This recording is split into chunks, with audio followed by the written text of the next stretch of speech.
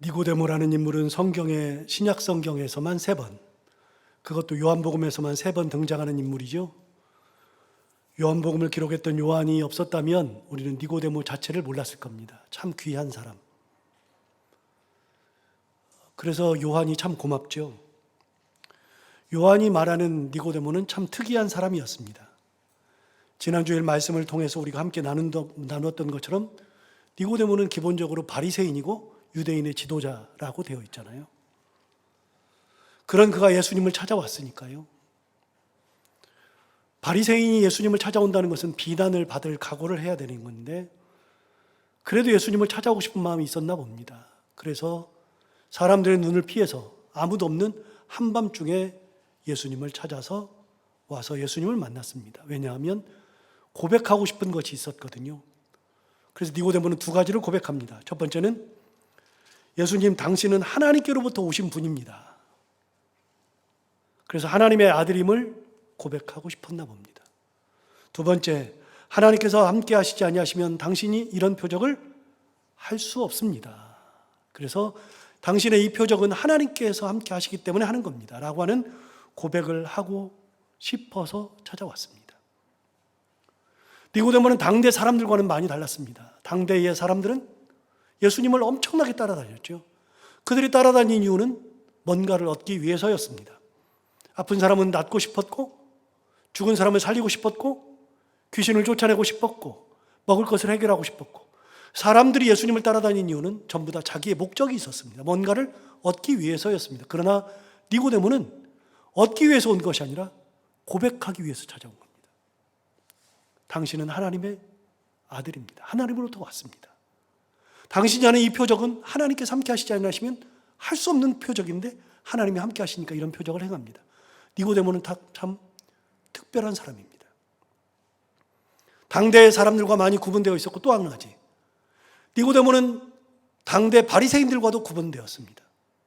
당대 바리새인들은 예수님을 잡아서 죽이려고만 했었습니다.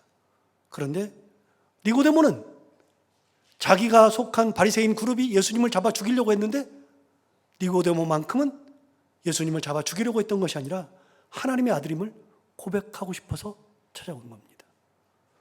그래서 니고데모는 많은 사람들과 구분되는 사람이었죠.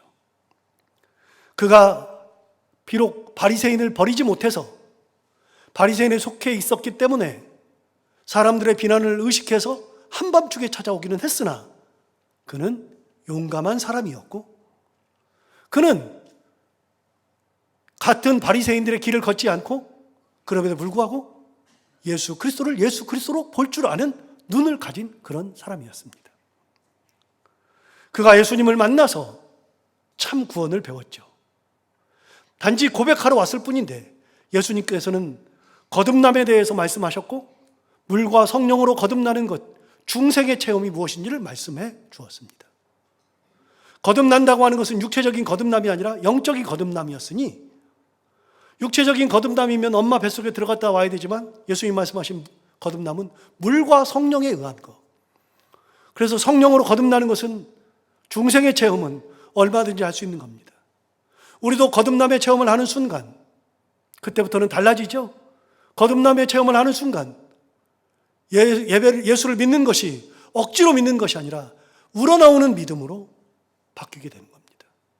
천국이 있는 것으로 믿어지는 겁니다. 하나님의 천지창조가 아무런 의심 없이 믿어지는 것이 거듭남의 은혜죠. 나의 구원이 예수 그리스도로부터 온다는 것을 믿어지는 것이, 내가 그냥 믿어지는 것이 아니라 성령께서 하시는 것이니까 성령께서 함께 하시는 성령의 은혜로 거듭남의 체험을 하게 되는 겁니다. 그래서 그때부터는 신앙생활이 억지가 아닌 기쁨, 자발적인 신앙으로 바뀌게 되고, 헌신도 누가 시켜서 하는 것이 아니라 기쁨으로 내가 하게 되는 겁니다. 그렇게 거듭남의 체험을 예수를 만나서 니고데모가 했습니다. 그는 예수를 예수로 인정할 줄 알았습니다. 그러나 예수님을 만나서 거듭남이라고 하는 것을 배웠고 거듭남을 체험하게 되죠. 그때부터 니고데모는 또 달라지기 시작합니다. 그 요한복음 3장에 나오는 거듭남의 이야기를 하면서 예수님께서 3장 16절을 통해서 하시는 말씀, 하나님이 세상을 이처럼 사랑하사 독생자를 주셨으니 이는 그를 믿는 자마다 멸망하지 않고 영생을 얻게 하려 하심이라. 그 유명한 말씀이 니고데모와의 대화를 통해서 주신 말씀이었습니다. 이 말씀은 니고데모가 받은 말씀이었습니다. 예수를 믿는 자마다, 독생자를 주셨으니 그를 믿는 자마다 영생을 얻기 위하여 하나님께서 우리에게 그리스도를 보내주셨다. 그거를 니고데모가 받아들이게 되었습니다. 니고데모는 바리새인임에도 불구하고 바리새인의 길을 걷지 않았고, 니고데모는 예수님을 만나서 거듭남의 체험을 하게 되었습니다. 여러분, 이건 굉장히 중요한 건데요, 무리 속에 있다 그래서 똑같은 구원이 있는 게 아니고, 무리 속에 있다 그래서 똑같은 은혜를 받는 것이 아닙니다. 같이 예배를 드린다 그래서 똑같은 은혜를 받는 것이 아니라, 같이 예배를 드리고 있어도 하나님의 성령의 체험을 받는 사람, 성령의 은혜를 체험하는 사람은 따로 있는 겁니다. 그런 분들에게 임하는 하나님의 말씀이 하나님의 세상을 이처럼 사랑하사 그 말씀이 믿어지고 그 말씀대로 살아가고 그 말씀대로 헌신하고 그렇게 되어지는 거죠. 니고데모는 바리새인임에도 불구하고 예수님을 만나서 중생, 거듭남이라고 하는 것을 배운 거죠. 다른 겁니다. 그런 니고데모가 3장에서 나왔던 니고데모가 갑자기 사라졌습니다. 그리고 7장에서 다시 등장하게 됩니다. 그런데 7장 50절에 보면 니고데모라는 단어가 나오니까요, 니고데모가 등장하는 것이 맞습니다. 그런데 니고데모가 어떤 상황에서 등장할까요? 그거는 7장 앞부분과 연관이 있습니다. 7장 앞부분에 의하면 여러 가지 이야기가 되어지는데, 그 중에 하나, 예수님이 주 활동 무대부터 생각해 보면 예수님은 주 활동 무대가 갈릴리였습니다. 저희 교회를 다니고 설교를 들으신 분들은 알지만 예수님은 이스라엘 땅에, 가나안 땅에 살면서 예루살렘에서 사역한 적이 없습니다. 예루살렘은 예수님과는 상관이 없었습니다. 예수님의 활동 무대는 갈릴리였으니까요. 3년 동안을 예수님은 갈릴리에서 살았습니다. 갈릴리에서 살았고 갈릴리에서 사역을 감당했습니다. 그런 예수님이 1년에 한 번 유대인의 명절 유월절이 됐을 때에는 예루살렘에 꼭 올라갔습니다. 유대인들은 1년에 한 번, 적어도 한 번, 명절 때마다 예루살렘을 올라가서 성전에서 예배를 드리는 것이 의무였습니다. 그렇기 때문에 예수님도 유월절이 되었을 때 예루살렘을 올라가게 되었죠. 우리가 예수님은 33년 이 땅에서 살았다고 알고 있습니다. 그런데 예수님의 33년을 나누면 30년과 3년으로 나뉘죠. 3년을 우리는 공생애라고 이야기합니다. 공생애는 예수님께서 하나님의 아들로서 천국 복음을 전파하시면서 구원을 이야기하시면서 살았던 기간을 3년이라고 이야기하는데, 놀랍게도 성경은 예수님의 공생애가 3년이라는 말을 한 적이 없습니다. 그런데도 우리는 3년이라고 공생애를 이야기합니다. 이유는 요한복음에 해답이 있습니다. 요한복음에 예수님께서 갈릴리에서 사역을 시작하신 다음에 갈릴리에서 예루살렘으로 가신 적, 명절 때 가신 적이 요한복음에 3번 나옵니다. 3번째 올라가셨을 때 예수님께서 잡혀서 유월절 명절 바로 전날 금요일에 죽임을 당하죠. 그래서 예수님이 3번을 올라갔습니다. 그래서 공생애를 3년이라고 이야기하는 겁니다. 예수님이 유월절에 예루살렘에 올라간 것이 마태, 마가, 누가, 요한복음에 다 나오지만 3번 올라간 것은 요한복음에만 나옵니다. 그래서 요한복음을 근거로 예수님의 공생애가 3년이었다라고 추측해서 이야기했고, 우리는 그렇게 알고 있죠. 그렇게 예수님께서 명절 중에 한 날, 그때 예루살렘을 가셔서의 이야기가 니고데모가 나오는 이야기의 출발점입니다. 주님께서 예루살렘에 가셨다는 소식을 유대인들이 들었습니다. 그래서 유대인들은 예수님을 만나고 싶었습니다. 왜냐하면 예수님을 잡아서 죽이고 싶었거든요. 빨리 잡아서 죽이고 싶은 예수를 찾았습니다. 그런데 예수님은 나타나지 않고 여기저기 다니시다가 어느 날 보니까 성전에서 예수님께서 사람들을 모아놓고서 가르치기 시작하는 겁니다. 그 자리에 바리새인들이 있었습니다. 유대인들이 있었죠. 유대인들이 예수님을 보자마자 딱 봤는데 예수님이 글을 읽고 가르쳐 준단 말이죠. 그러니까 그들이 깜짝 놀랐습니다. 뭘 놀랬느냐? 아니, 너는 글을 배운 적이 없지 않느냐? 글을 배운 적이 없는데 너 어떻게 글을 읽을 줄 아느냐? 이게 질문이었습니다. 여러분, 유대인들은 예수님이 가르치는 율법에 주목한 것이 아니라 예수님이 글을 가르칠 수 있다는 것에 깜짝 놀란 겁니다. 자기들이 알기에 예수님은 목수의 아들이었으니까요. 일자무식이니까요.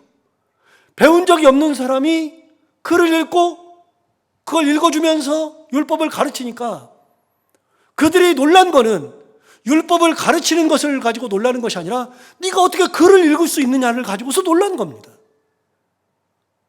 그래서 네가 글을 읽을 줄 아느냐? 어디서 배웠느냐라고 물어본 거죠. 그랬더니 예수님은 그 질문을 듣고 내가 글을 배웠다, 안 배웠다 그 얘기를 하는 게 아니라 다른 얘기로 확 돌렸습니다.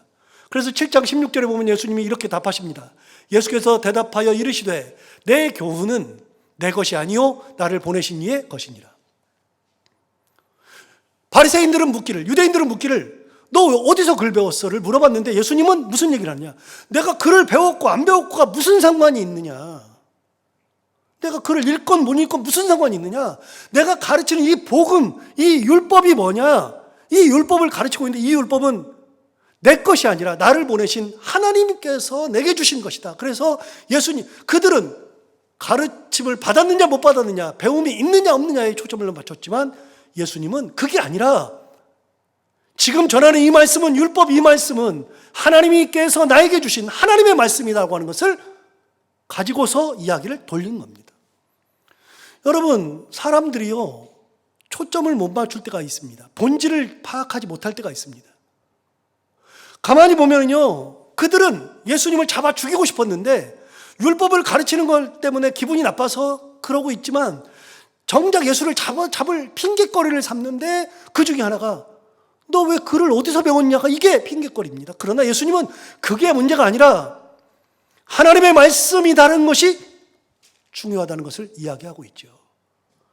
여러분, 교회 생활하면서도 그렇고 사회 생활하면서도 그렇고 우리가 이 땅을 살아가면서 우리는 이런 경우를 너무 많이 봅니다.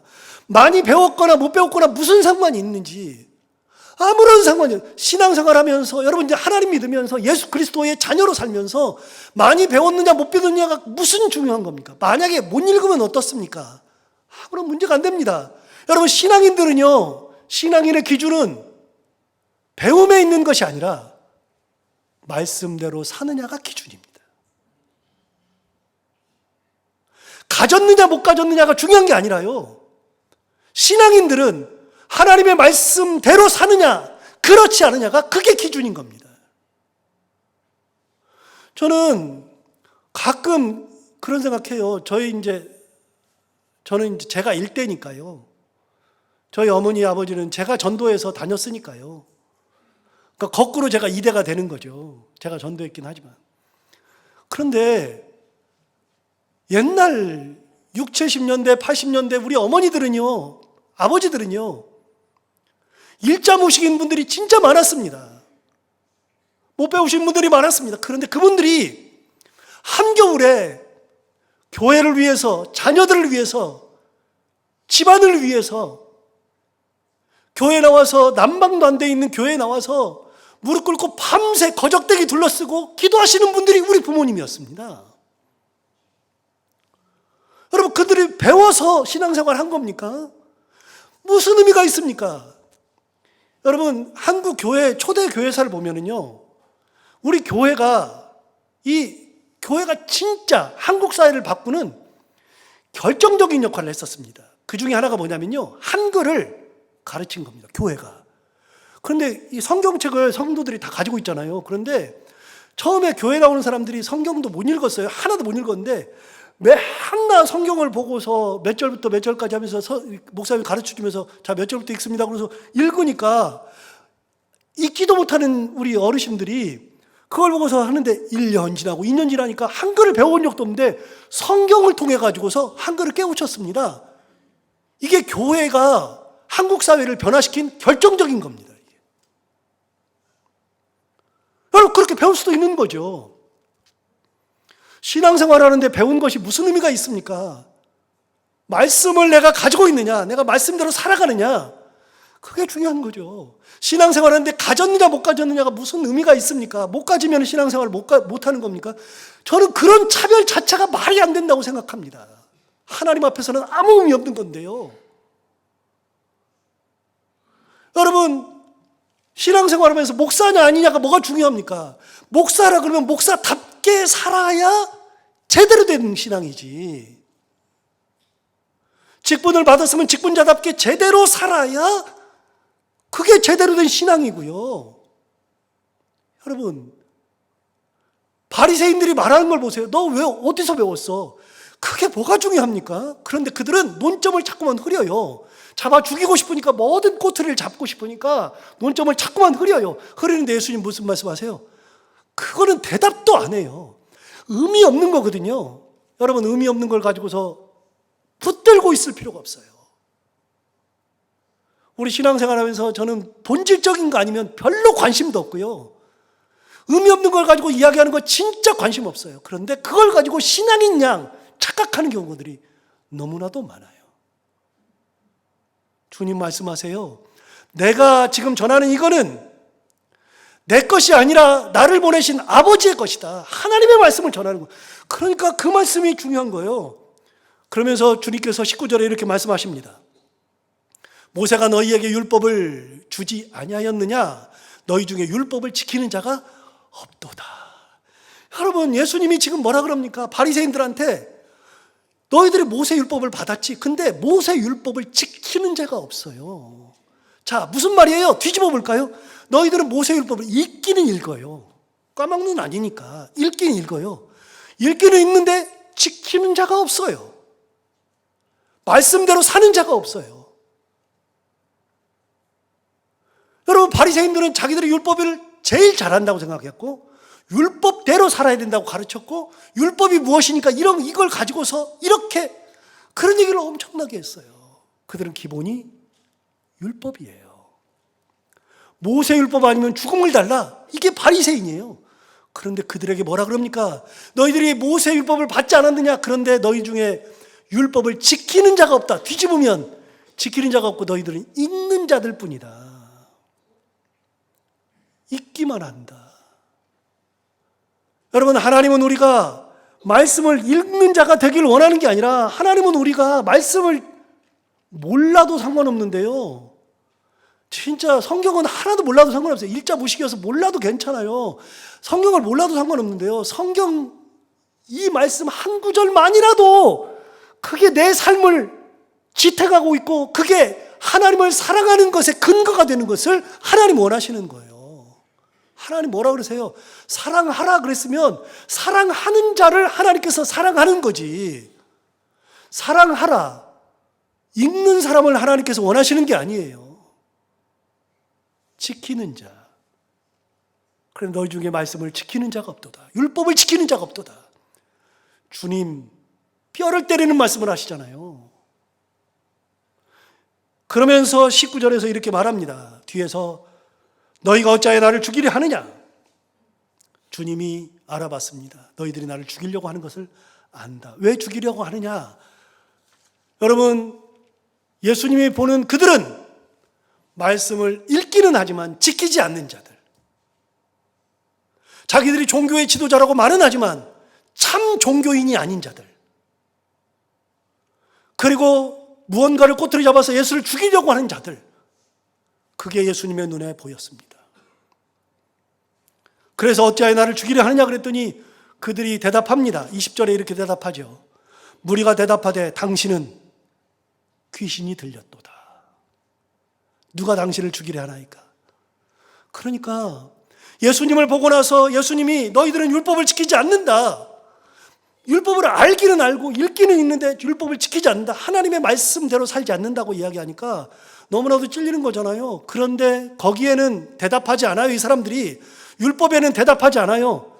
어찌하여 나를 죽이려 하느냐? 그 얘기만 딱 가지고서 뭐라 그래요? 귀신 들렸으니까 네가 그런 소리 하는 거다.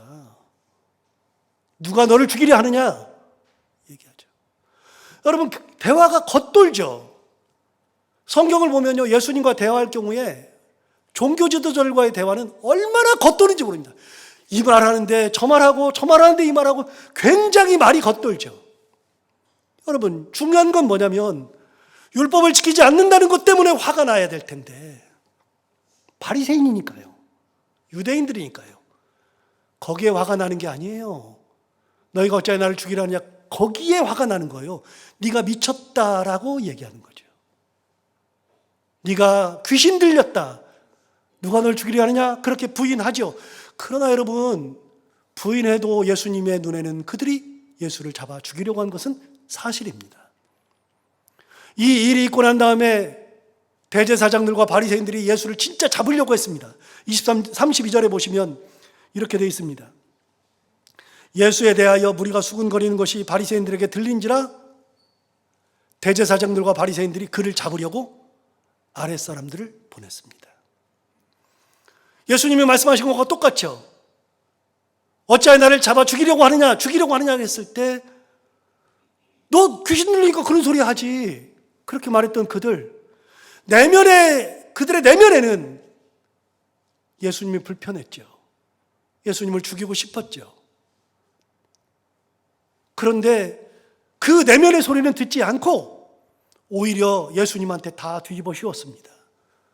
귀신 들려서 그렇다, 우리는 그런 적 없다 그랬는데, 실제로는 32절에 보면 대제사장들과 바리새인들이 그를 잡으려고 아랫사람들을 보냈습니다. 그게 바리새인들의 실체였습니다. 그런데 아랫사람들을 보냈으니까 자기 밑에 있는 사람들은 자기들의 말을 다 듣죠. 문제가 생겼습니다. 그렇게 아랫사람들을 보내니까 아랫사람들이 갔다가 예수를 잡아올 줄 알았는데 예수를 잡아오지 않은 겁니다. 예수님을. 자기들의 말을 어긴 겁니다. 다시요, 여러분, 우리 지난주에 설교 기억하죠? 지난주에 바리새인들의 사회적 위치에 대해서 설명을 드렸습니다. 당대에 바리새인들은 어떤 위치였는가? 이스라엘의 나라는 독특한 게, 나라가 망해도 상관없어요. 누가 우리를 다스려도 상관없어요. 우리는 일제시대를 경험했지만 일본이 우리를 다스리고 하는 것을 우리는 용납 못해요. 우리는 그게 안 돼요. 우리는 정치 집단이기 때문에 안 돼요. 그런데 유대인들은요, 누가 우리를 다스려도 상관없어요. 로마가 다스리든 헬라가 다스리든 누가 다스리든 상관없어요. 누가 우리의 왕이 되든 상관이 없어요. 그거는 다 상관이 없어요. 다만 한 가지, 하나님 신앙을 갖지 못하게 하는 것은 안 돼요. 신앙생활만 하게 해주면 돼요. 그래서 유대인들은요, 정치 집단이 아니라 종교 집단입니다. 그러니까 유대인들은 정치인들이 하는 말을 정치 제도니까 따르긴 따릅니다. 세금 내라 그러면 세금 내고, 이게 법이라 그러면 법을 따르긴 하지만 실제로 지도자들은 종교 지도자들이 지도자였습니다. 그들의 말은 100% 신뢰. 하나님의 말씀을 전하는 것은 100% 신뢰, 그 말을 따라갔죠. 그런데 단 한 번도 바리새인들의 말을 어긴 적이 없는데, 유일하게 한 이단아가 나타났는데 예수 그리스도가 나타났습니다. 주님이 나타나서 그들과 반대의 길에 섰습니다. 예수님은 그들의 말, 행동, 신앙 하나하나를 다 지적하면서 그들이 믿음 없는 존재, 율법을 지키지 않는 존재, 참신앙이 아닌 존재라는 것을 예수님은 사람들 앞에서 다 이야기했습니다. 한 번도 그런 적이 없습니다. 바리새인들의 맞선 사람은 예수 그리스도께서 유일했습니다. 그리고 예수님은 심지어 뭐라고까지 말씀하셨느냐면, 이 독사의 자식들아 라고까지 말씀하셨죠. 그러니까 예수님은 바리새인들에게, 사두개인들에게, 대제사장들에게 계속 너희의 신앙은 참신앙이 아니다라고 지적했고, 너희들의 말, 판단, 행동 모두가 다 신앙인의 행동이 아니라고 말씀하셨고, 참율법이 아니라고 말씀하셨고, 너희들은 율법을 지키지 않는다고 말씀하셨고, 율법을 읽는 존재에 불과하다고 말했죠. 껍데기 신앙자들. 종교생활은 얼마나 잘하는지 모릅니다. 그런데 예수님이 보기에는 그들은 종교생활만 하지 신앙생활을 하지 않은 겁니다. 참신앙인이 아닌 겁니다. 그래서 예수님은 독하게 말씀하셨잖아요. 이 독사의 자식들아. 자기들의 인생에서 처음 만나는 사람이 예수님이었습니다.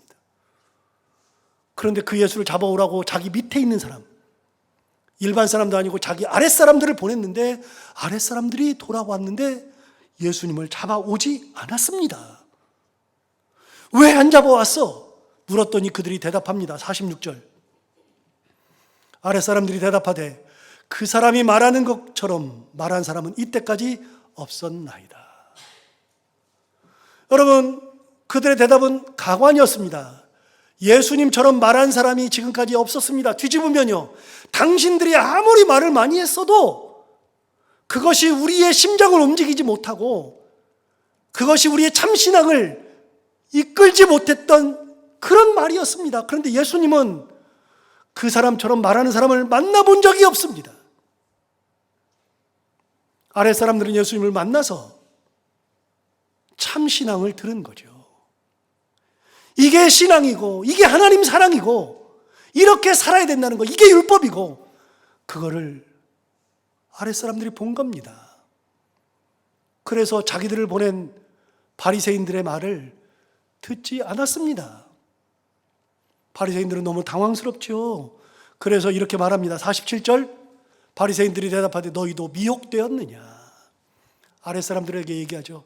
자, 여기서 다시요, 미혹이라는 단어부터 설명할게요. 새벽기도 때마다 요한계시록을 계속하고 있는데 요한계시록에 미혹이라는 단어가 꽤 많이 나옵니다. 그런데 요한계시록에 나오는 미혹은 다 사탄과 관련할 때, 용, 짐승들, 음녀 이야기할 때 미혹이라는 단어가 나옵니다. 그럼 미혹이 뭘까요? 여러분, 우리는 미혹이라는 말 웬만하면 알아요. 아는데 제가 웬만하면 알지만 감각은 있지만 국어사전에 어떻게 돼 있느냐를 확인을 해봤었어요. 그랬더니 국어사전에 이렇게 말합니다. 미혹이란 무언가에 홀려서 정신을 차리지 못함. 그러니까 바리새인들이 자기 아랫사람들한테 얘기하는 것은 뭐냐면, 너 예수한테 홀려가지고 정신 못 차리지. 예수가 너를 홀렸지. 너도 예수님 사람 된 거지. 라고 되묻는 겁니다. 아랫사람들이 자기들의 말을 듣지 않을 거라는 생각을 해본 적이 없습니다. 그런데 예수님을 만나는 사람들, 예수 앞에 왔던 사람들은 예수 그리스도의 말씀과 그 권능의 힘으로 참 신앙을 알아가고 참 율법을 알아가고 신앙인의 도리를 알아가는 겁니다. 그래서 삶이 변하는 거죠. 여러분, 예수 믿는다는 게 뭡니까? 예수 믿는다는 것은요, 내가 가지고 있었던 것이 예수를 만나서 예수 신앙생활하면서 예수님의 그것을 무시하면서 종교생활하면서 하는 것이 예수 믿는 게 아니고요, 내가 가지고 있던 삶이 있는데 예수를 만나서 예수님이 나의 삶을 만지고 나의 삶을 이끌고 나의 삶을 주장해서 내 삶이 변하는 것이 예수 믿는 거죠. 아니, 내가 이런 사람이었는데 예수님을 만났는데, 예수님 그건 말이 안 되는데요, 신앙생활 하는데 그게 아닌데요, 이러는 경우가 우리가 너무 많아요. 이런 경우가 내 뜻으로 예수님을 거기다가 가둬놓는 경우가 너무나도 많아요. 바리새인들이 그랬습니다. 바리새인들은 딱 정했습니다. 예수는 죽일 사람 정했습니다. 그들은 율법을 읽으면서도 율법의 참 의미를 알지 못하고 율법대로 살지 않았습니다. 예수님 말씀 재미있지 않으세요? 율법을 지키는 자가 없도다. 얼마나 율법을 사랑하는데요. 48절에 이렇게 말합니다. 당국자들이나 바리새인 중에 그를 믿는 자가 있느냐. 여러분, 당국자들이나 바리새인 중에 믿는 자가 있을 것 같습니다. 왜요? 예수님 혼자 그럴 땐 그런가 싶었는데 아랫사람들까지 말을 안 들으니까요, 미혹되는 사람들, 얘들이 미혹된 것 같으니까 당국자들이나 바리새인들 중에서도 혹시 있을 것 같아. 혹시 있느냐 찾아내야죠. 집요하게 찾아내야죠. 그런 사람들의 특징 아니겠습니까? 49절 볼까요? 율법을 알지 못하는 이 무리는 저주를 받은 자로다. 그들은 율법을 알지 못하면 저주를 받는다고 악담을 퍼부었습니다. 즉 예수님은 율법을 알지 못한다고 얘기했습니다. 율법을 알지 못하는 예수를 따라가는 자들도 저주를 받을 자라고 이야기를 했습니다. 그런데 예수님은 뭐라고 말씀하셨어요? 너희들이 율법을 지키지 않는다라고 이야기한 거죠. 여러분, 이 율법을 가지고 싸울 때 예수님이 뭘 가지고 싸웠냐면 안식일 가지고 싸웠거든요. 안식일 문제를 가지고 싸웠거든요. 그런데 바리새인들은요, 이 안식일을 가지고서 어떻게 했냐면 하나님께서 안식일을 기념하여 거룩하게 지키라고 하는 이 말씀을 가지고 진짜 거룩하게 지키려고 안식일에다가 여러 가지 제약을 다 뒀습니다. 바느질 하면 안 된다. 그래서 여러분 진짜 있습니다. 안식일날 바느질 하면 안 됩니다. 안식일에 밥을 하면 안 됩니다. 일이니까요. 거룩한 날에 일을 하면 안 되니까. 그래서 밥을 안 합니다. 그래서 안식일 전날 해가지고서 빵을 다 해놓고 안식일 날은 먹기만 합니다. 먹는 건 일 아닐까 싶기도 한데 바느질도 못합니다. 뜯어져도 바느질 못합니다. 오리 이상을 걷지 못합니다. 그런 여러 가지 제약을 막 두었습니다. 그러면서 그걸로 법을 만들었는데 그것들이 하나 둘 사람을 올가매기 시작하는 겁니다. 뜯어졌으면 꼬매야죠. 뜯어졌으면 밥이 없으면 밥을 해서 먹어야죠. 걸어가야 되면 걸어가야죠. 그런데 그들은 그런 세부적인 법을 만들어 놓고 그 법을 지켜야 율법이라고 이야기하는 겁니다. 하나님은 그렇게 하신 적이 없어요. 그런데 예수님 말씀하십니다. 너희들이 안식일날 할례는 하더구나. 할례는 당연히 해야죠. 왜요? 할례는 내가 하나님의 자녀라는 표를 하는 거니까, 외적 표시니까 나 하나님 자녀예요? 그러니까 하나님을 만나는 거니까 안식일날 할례를 해야죠. 그런데 예수님께서 사람을 살렸거든요. 병든 자를 건강하게 했거든요. 그런데 병든 자를 건강하게 한다고 율법을 지키지 않는다는 겁니다. 그래서 예수님께서 이렇게 말씀하시고 23절을 볼까요? 23절에 보면 예수님이 이런 말씀하신 적이 있습니다. 모세율법을 범하지 아니하려고, 너희들이 모세율법을 범하지 아니하려고 사람이 안식일에도 할례를 받는 일이 있는데 내가 안식일에 사람의 전신을 건전하게 한 것으로 너희가 내게 노여워하느냐. 주님이 사람을 고쳤다고, 사람을 살렸다고, 그 하나님의 뜻 아닙니까? 그런데 다른 본문을 보면요, 예수님이 이것 때문에 싸운 적이 있어요. 어떤 걸 가지고 싸우냐면 이 안식일 법에 보면, 유대인들이 만들어 놓은 안식일 법에 보면 구덩이에 양이나 염소가 빠지잖아요. 그럼 구덩이에 양이나 염소가 빠지면 구덩이를 해서 양이나 염소를 건져냅니다. 살립니다. 그거는 법에 어긋나지 않아요. 그런데 안식일에 죽어요. 사람이 죽는데 사람을 살리면 죄를 범하는 겁니다. 예수님 말씀하셨습니다. 야, 양이나 염소도 네가 살려내는데 사람을 살리는 걸 가지고서 이걸 안식을 범했다 말했다. 그게 하나님이 원하는 거니? 예수님은 그들의 가치관과 행동이 이해가 되지 않았습니다. 그것은 하나님의 뜻이 아니었으니까요. 하나님의 뜻을 왜곡하고서는 마치 그것이 하나님의 뜻인 양 그렇게 이야기하는 것을 견딜 수가 없었습니다. 저는 안식일을 통해서, 이런 거를 통해서, 예수님의 이 말씀을 통해서 항상 생각하는 것이 있습니다. 본질이 아닌 것에 왜 이렇게 신경을 쓰고 살까? 신앙생활하면서 본질 아닌 걸 가지고서 왜 신경을 쓰고 거기에 마음을 쓰며 살까? 그러지 말아야지라는 생각을 진짜 할 때가 많이 있습니다. 여러분, 교회에서 우리가 생활하는데 이걸 교회 생활이라 그러지, 이거는 신앙생활이 아니에요. 교회 생활하고 신앙생활은 다른 거라고 말씀드리잖아요. 신앙생활은요 다른 거예요. 교회에 누가 뭘 입고 오든 무엇을 하든 괜찮아요. 그건 다. 그건 하나도 중요한 게 아니거든요. 정말 중요한 것은 이 예배에 들어와서 하나님의 말씀을 들으면서 결단이 일어나야 되고 감동을 통해서 삶이 바뀌는 것이 참 예배죠. 그게 이루어지지 않으면서 다른 거 하는 거, 다른 걸 가지고 이야기하는 것은 사람을 올가매는 바리새인과 똑같습니다. 아무 의미 없어요.